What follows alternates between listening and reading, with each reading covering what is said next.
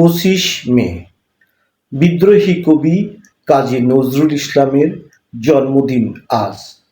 1899 সালের আজকের এই দিনে পশ্চিমবঙ্গের বর্ধমান জেলার চুরুলিয়া গ্রামে তিনি জন্মগ্রহণ করেন।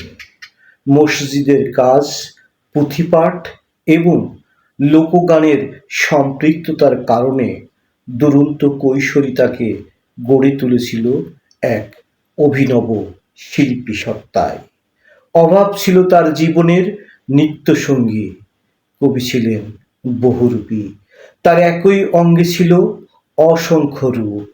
কখনো লেটো দলের গায়ক, তো কখনো আবার সেনাবাহিনীর সৈনিক। এই বৈচিত্র্যময় জীবনই তার সাহিত্যে এনেছে সংগ্রামের বাস্তব অভিজ্ঞতা। 1922 সালে লেখা বিদ্রোহী কবিতা নজরুলকে রাতারাতি বিপ্লবী কবির খ্যাতি এনে দেয়। তিনি লিখেছিলেন, বলবীর বল উন্নত মম শির, শির নিহারি আমারই নত শির ওই শিখর হিমাদ্রির। তিনি ছিলেন বহুগুণে গুণান্বিত। একাধারে কবি, গল্পকার, নাট্যকার, গীতিকার, সুরকার, গায়ক এবং সম্পাদক। তার সম্পাদিত ধূমকেতু পত্রিকা তৎকালীন ব্রিটিশ শাসকদের ঘুম হারাম করে দিয়েছিল। তার লেখা আমার কৈফিয়ত এক অবিস্মরণীয় দলিল, যে দলিলে লিপিবদ্ধ হয়ে আছে তৎকালীন সময়ের সমাজপাঠ। কবি নজরুল ছিলেন অসাম্প্রদায়িকতার অগ্রদূত। কেননা তিনি যেমন ইসলামী সঙ্গীত রচনা করেছেন, তেমনিভাবে রচনা করেছেন শ্যামা সঙ্গীত। তিনি নিজেই বলেছেন, আমি হিন্দু মুসলমানের একতার গান গাই।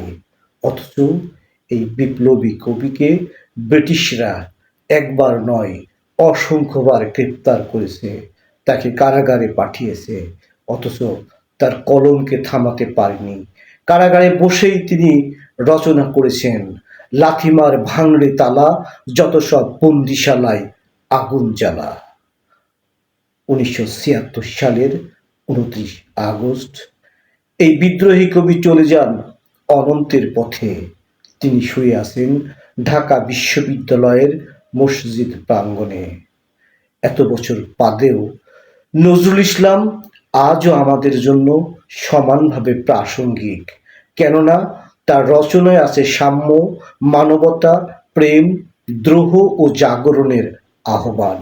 অতএব পৃথিবীতে যতদিন অন্যায় থাকবে, অবিচার থাকবে, ততদিন কাজী নজরুল ইসলাম থাকবেন। তিনি বারে বারে ফিরে আসবেন একজন মুক্তির দিশারি হিসেবে। তিনি ফিরে আসবেন পথ প্রদর্শক হিসেবে। অতএব আজকের এই জন্মদিনে আমাদের করণীয় তাকে কেবল স্মরণ করা নয়, তার আদর্শকে বুকে ধারণ করা। কারণ নজরুল কেবল ইতিহাসের কবি নন, তিনি ভবিষ্যতেরও কবি। এই মহান কবির জন্মদিন আজ। জন্মদিন উপলক্ষে গভীর শ্রদ্ধার সাথে কবিকে আমি স্মরণ করছি এবং সেই সাথে জন্মদিনের শুভেচ্ছা জানাচ্ছি। শুভ জন্মদিন।